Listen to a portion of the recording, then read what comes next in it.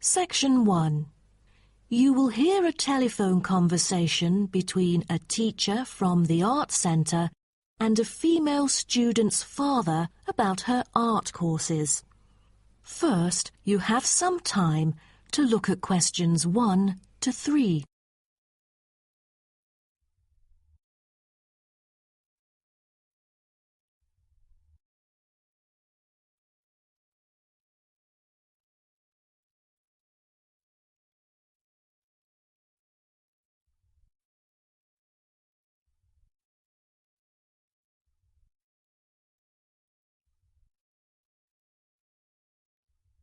You will see that there is an example which has been done for you. On this occasion only, the conversation relating to this will be played first. Good afternoon. May I speak to Emma's parent? Afternoon. I'm her father. Who am I speaking to? This is Emma's teacher, Jane Carson, calling from the Arts Centre. I'm just calling to talk about her drama class at the centre. Oh, thank you for calling. How's Emma doing in drama class? You know, she just transferred here last month, unlike the others in her class who have been taking the course the whole semester since June. So I'm a bit worried that she might not fit in so well. The father says his daughter Emma has been taking the course since last month, so C has been circled as the answer. Now we shall begin. You should answer the questions as you listen, because you will not hear the recording a second time. Listen carefully and answer questions 1 to 3. Good afternoon. May I speak to Emma's parent? Afternoon. I'm her father. Who am I speaking to? This is Emma's teacher, Jane Carson, calling from the Arts Centre. I'm just calling to talk about her drama class at the centre. Oh, thank you for calling. How's Emma doing in drama class? You know, she just transferred here last month, unlike the others in her class who have been taking the course the whole semester since June. So I'm a bit worried that she might not fit in so well. There's no need to worry. She exhibits a strong performance in her drama class. Is that so? Yes, she didn't adapt to the new environment as quickly as I originally expected, and seemed a bit shy at first, but a few days later she made a couple of friends and became more talkative and also more involved in class. Emma really is a role model for others because she has always been an active participant during class. She voices her own ideas and is very creative. I didn't expect that, but I can tell that she really enjoys the course because she's been talking about it at home frequently these past few weeks. That's great to hear. Interest is always the best teacher. I also have to inform you that there's been an adjustment in the timetable of the drama class next term. Why is that? It's not that the music room that we currently use isn't available. As there are too many enrolling for the coming semester, increased class size means that space is limited to house the whole class. Also, the new classroom we use is not available during the current time frame, so I'm afraid we have to change the time for it. I see. So when would it be? As you know, the current class begins at 3:15, but the new time of the drama class would be 4:45. I'm afraid I have errands to run during that time. On the other campus, the class still begins at 3:15, but for the campus Emma goes to, it is the only time available for drama class. Oh, I see. I have to make adjustments to my course schedule then. No problem. Before you hear the rest of the conversation, you have some time to look at questions 4 to 10.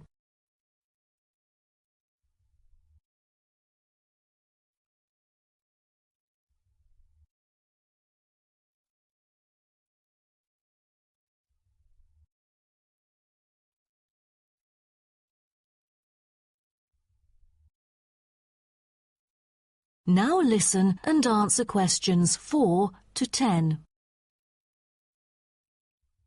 Miss Carson, I'm thinking about signing Emma up for another art course. I'm thinking about dance class. Dance class is a popular course here, a great choice for a child to shape up and have fun. But unfortunately, it is oversubscribed at the moment. I have to put you on the waiting list. That's too bad. What else can I choose from then? Could you give me some advice? Sure. Emma could take singing class as well. This would improve her musicality. Sounds good. When is that? It is held every Friday evening. That's too bad. Emma already has a swimming class earlier that evening. It will be too late for her to come home if she takes this course. There is also a vocal course available. Emma's got a great voice. I'm sure she'll stand out in the class. Tell me about it. The vocal course starts at 4:30 p.m. every Tuesday. It isn't fully booked yet. Great teacher, experienced and beloved by students. The price is a bit higher though. How much is it? It's $110. Oh, that's too much. Way over our budget. We have to cover the extra cost if we choose it. Or maybe Emma could take music class. What is it about? Learning about songs and musicals. Well, the students have the opportunity to play different instruments like the piano, drum and so on. They can also learn to write music under professional guidance. That's exactly what Emma is eager to learn. How much would it cost? It was $63 last term, but this term it is $85, $22 more than the original price. We can afford that. When does the course begin? The course starts on September the 7th. Can we start 1 week later, on September the 14th? My daughter will be on a trip to France with her mum on the 7th.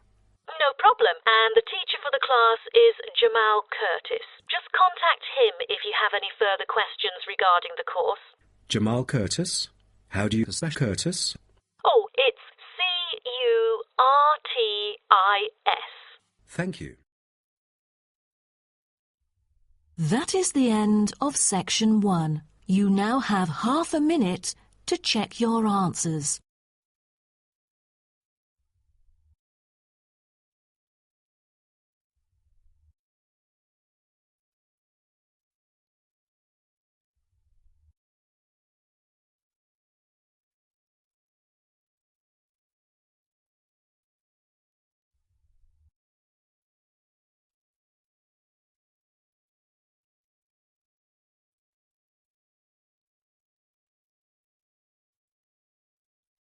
Now turn to Section 2.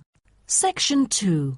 You'll hear a coordinator for the annual ski and snowboard exhibition talking to the audience about some practical information for the whole event.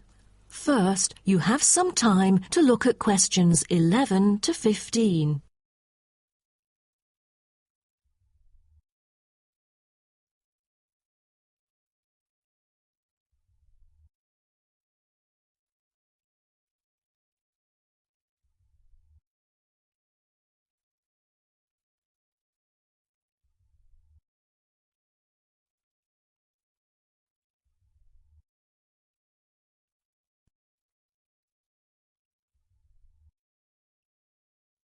Now, listen carefully and answer questions 11 to 15. Good morning, everyone, and welcome to the annual ski and snowboard exhibition held from April the 8th to 17th. I am Mary Granger, coordinator of the event this year. The 10-day event features many highlights. As a snow sports lover, I know you are looking forward to a great time here. Now, I'd like to offer you some practical information about the whole event and what to expect from it.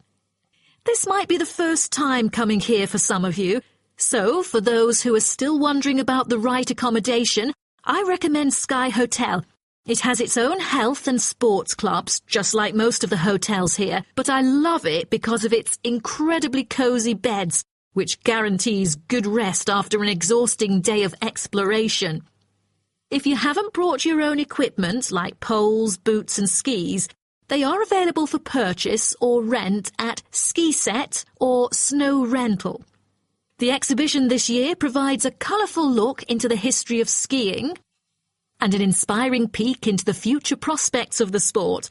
Apart from the fascinating photo exhibitions and the most up-to-date skiing gear like always, this year we have added 4 computers which can imitate the process of skiing. ensuring the same physical activity and sensations that appear during the skiing process on downhill slopes. But I have to warn you that it might be quite time-consuming to line up for the free trial experience. Many have posed the question as to how to enter the skiing and snowboarding competition. Well, rather than filling out the back of the entrance ticket or bombarding the committee with emails, the most effective method is by checking out the exhibition newsletter delivered every month for availability. At the most beloved local event, the exhibition has also drawn attention from the press. Last year, massive media coverage was on the worrisome amount of snowfalls. In order to avoid the same predicament, several artificial skiing slopes have been built. With more participants this year, we have lowered the entrance fee, which has been widely reported to local newspapers. A bonus for our participants is the ski programme. It offers a wide variety of lessons and sessions with qualified instructors, ensuring that all ages and abilities are catered to, from the first-timers to seasoned amateurs. I strongly advise you to sign up for the programme, as it is offering an unprecedented 30% discount. That's mainly because we are cooperating with the programme organiser, who promises affordable prices only for the participants of the festival this year. Before you hear the rest of the talk, you have some time to look at questions 16 to 20.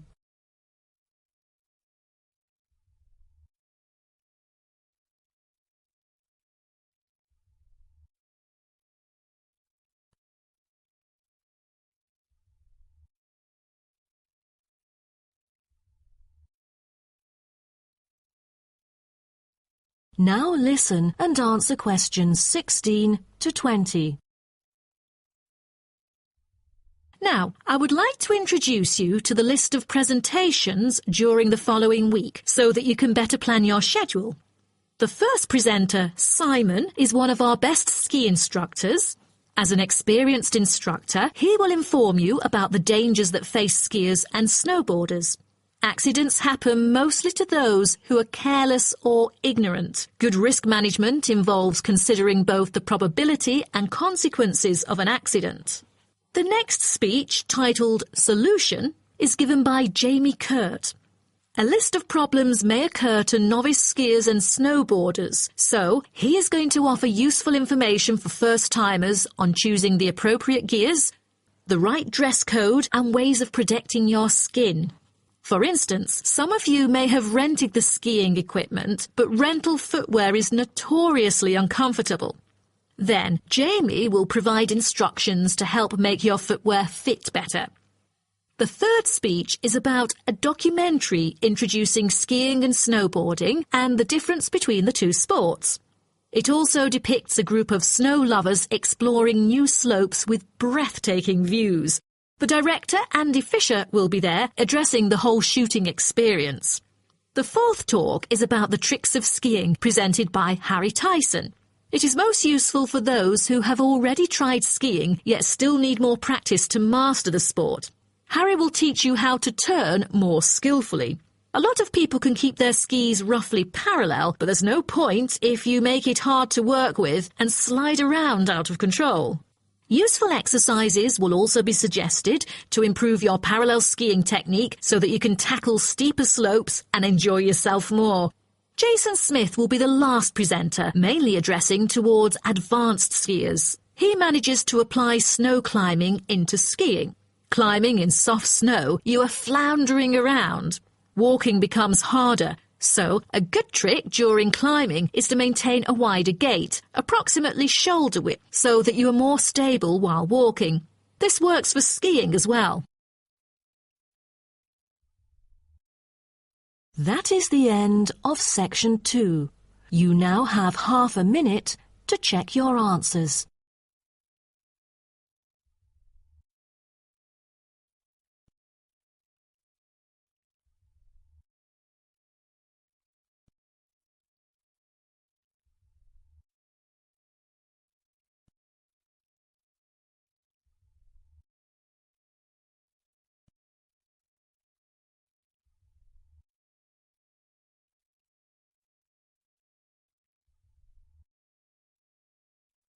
Now turn to Section 3. Section 3. You will hear a student called Jerry discussing a pedagogy course with his tutor. First, you have some time to look at questions 21 to 23.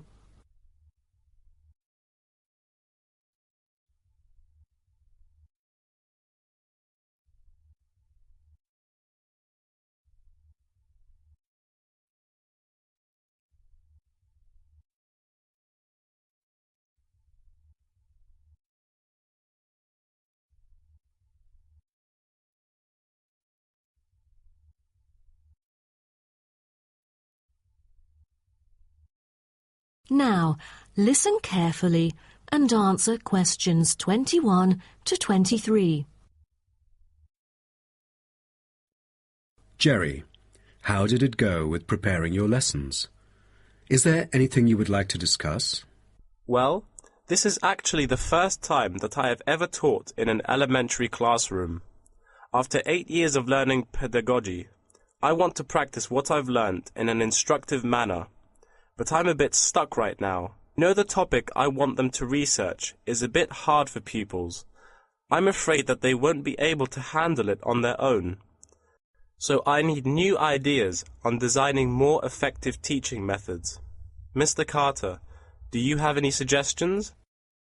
Well, you should probably read this book called Professional Learning, written by J.K. Symonds. He is a professor who just transferred here last semester, but is already popular amongst the students for his creative teaching methods. There is an extensive range of learning approaches mentioned in the book, including approaches for team research, which might be helpful to you. You mean dividing the students into groups to do research? I've never thought of this before. How does it work? Professor Symonds has already demonstrated how efficient this approach can be. Basically, it aims to increase cooperation between students so they can present the results in a collaborative fashion. It helps them to develop their own voice and perspective. I'll check out the book as soon as possible. It seems I can borrow some of the essential concepts and work them into my course design. Before you hear the rest of the talk, you have some time to look at questions 24 to 30.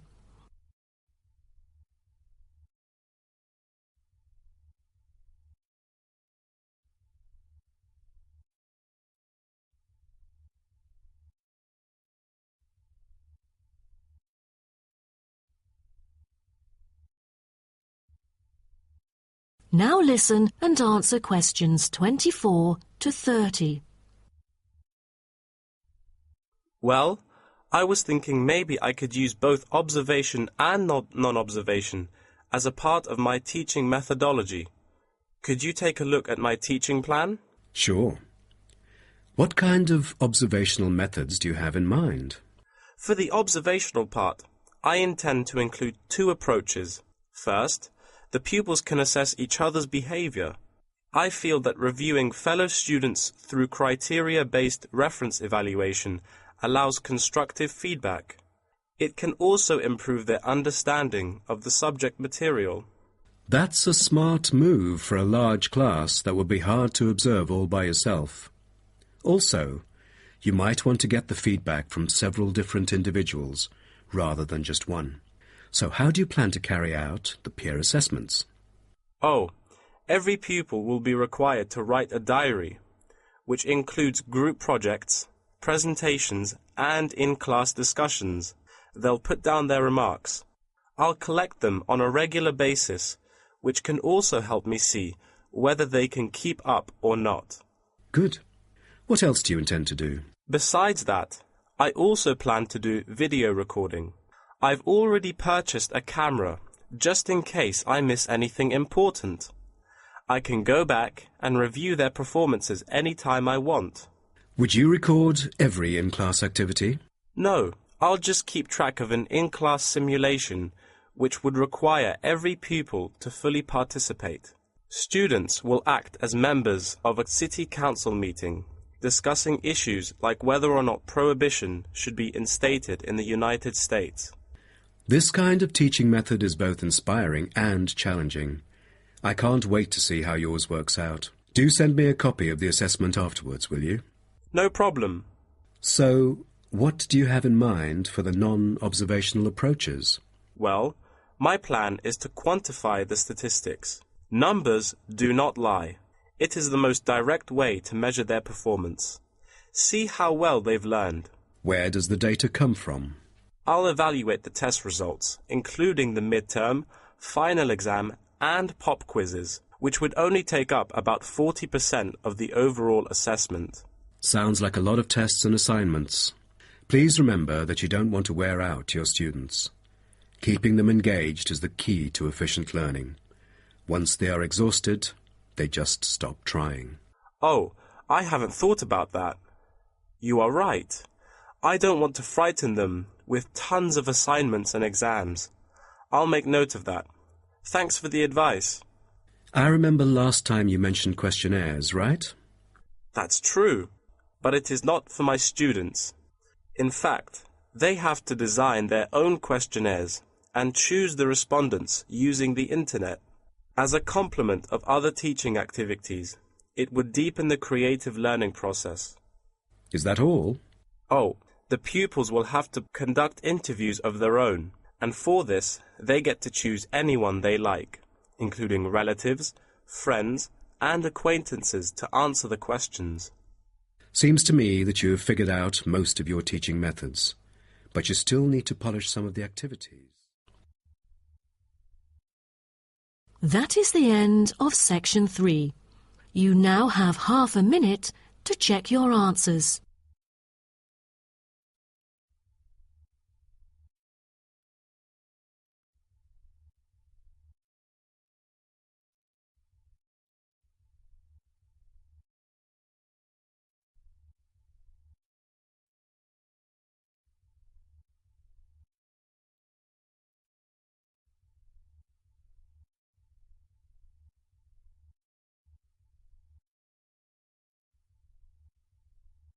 Now turn to section 4.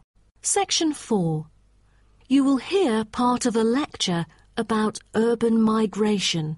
First, you have some time to look at questions 31 to 40.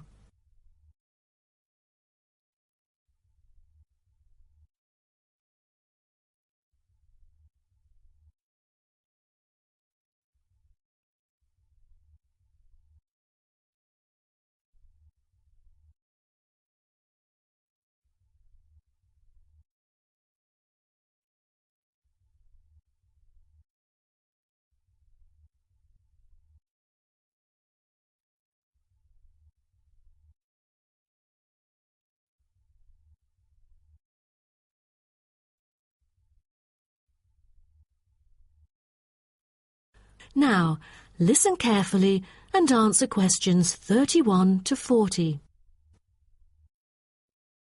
Good afternoon, and welcome to my talk on urban migration today. The world has experienced unprecedented urban growth in the recent decade. As much as 3% of Earth's landmass has been urbanized, an increase of at least 50% over previous estimates. Today, people living in cities already outnumber those in rural areas, and the trend does not appear to be reversing. In addition, cities have larger amounts of carbon consumption than rural areas. This is a result from two major aspects. First, with the increase of urban population around the world, the massive construction of urban infrastructure and residential housing is hard to avoid. Second, urban households have a higher rate of car ownership and use more gasoline products. Even though rural exodus is often negatively judged, there are also benefits of migration shared by the local environment and the society as a whole. Well, firstly, global trends of increasing urban migration and population urbanization can provide opportunities for nature conservations, particularly in regions where deforestation is driven by agriculture. As rural dwellers leave their homes, local forests are left to recover. What's more, it is easier for city dwellers to get around. Living in the country means transport can be very difficult. For instance, after midnight there are no buses or taxis in the countryside. However, there is still a number of public transport modes to choose from in the city. Finally, with more funds and advanced technology, cities endeavor to produce clean energy. New power plants have been built to take harmful methane gas created by the decomposition of rubbish and convert it into electricity. By doing so, an important greenhouse gas is turned into useful energy rather than being directly emitted into the atmosphere. The hustle and bustle of city life offers women the opportunity to explore different professions and pursue their own careers. Women in cities work as engineers, managers, and even football players. This change of roles has affected their marital status and family life. More women are choosing their careers over marriage, which raises the graph of late marriages. As a result, more are remaining single well into their late 30s. They want to be independent and earn money on their own. It is also easier for them to get a promotion while working in the city. Women are slowly achieving wider participation at work, while in rural areas the mindset is still very conservative.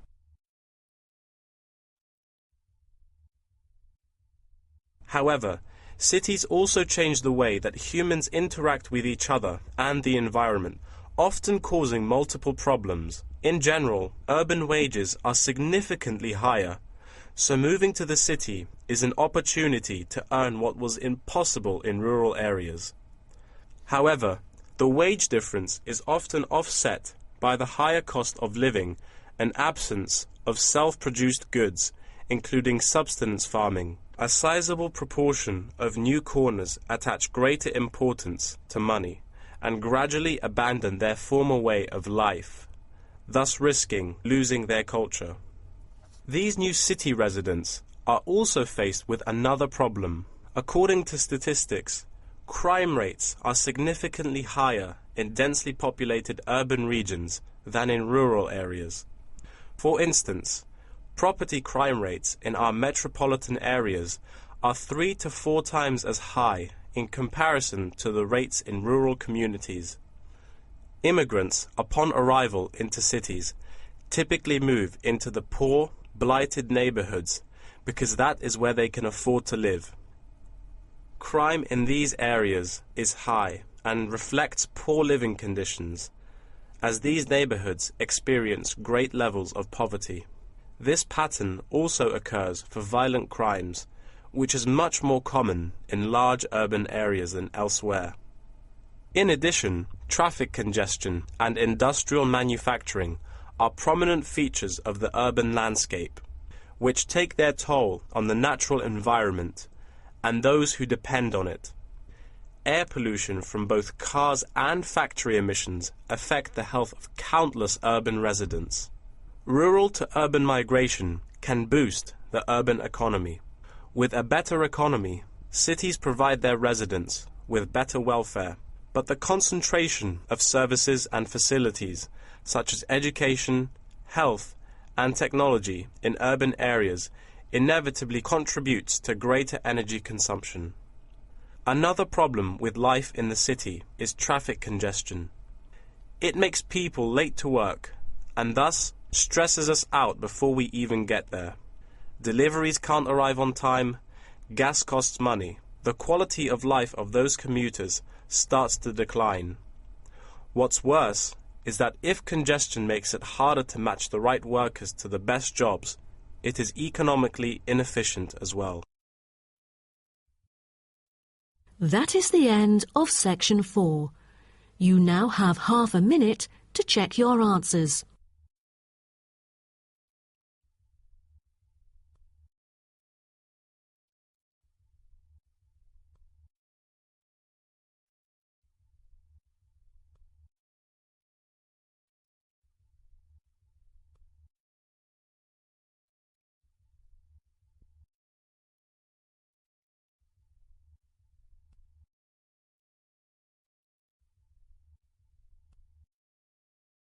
That is the end of the listening test. Please wait for the answers.